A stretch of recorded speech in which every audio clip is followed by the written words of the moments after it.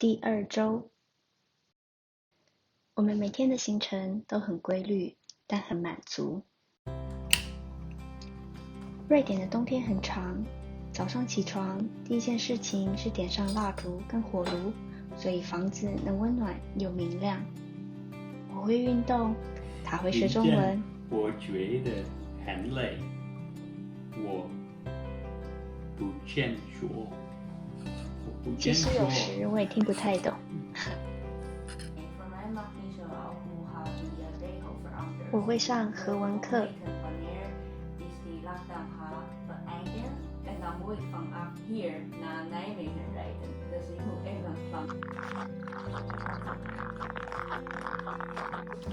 Hey, how do you like our staying in Sweden so far? Awesome. Yeah. 中午休息时间，我们会一起散步，吸收在北国极短的日照时间。有天在零下12度的气温下散步1个小时，头发跟胡子都结冰了。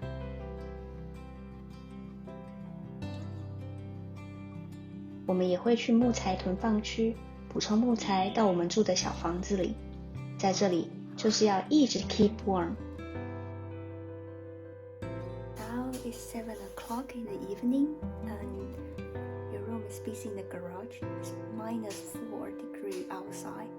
Let's check what he's doing. Let's go. It's really dark. 晚上他到仓库里找事做。今晚他要在车子上装大灯，因为瑞典的夜晚实在是太黑太长了。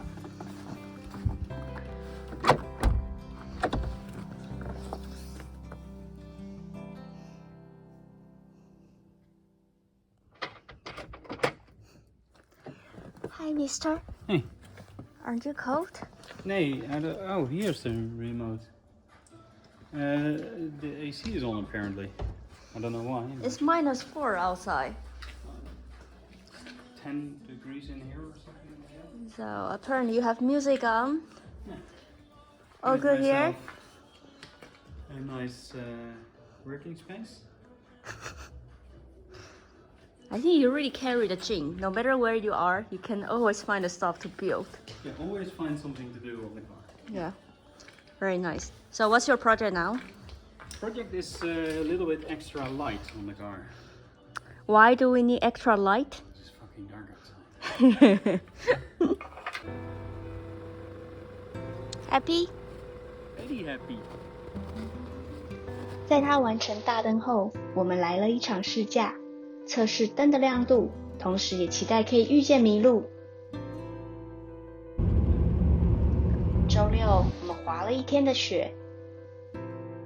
大多数的夜晚，我们都在室内，我打毛衣，他看书。偶尔，我们会幸运地看到红色的夕阳，还有夜晚被月亮照亮的雪地。在瑞典的第2周，我们被满满的大自然包围。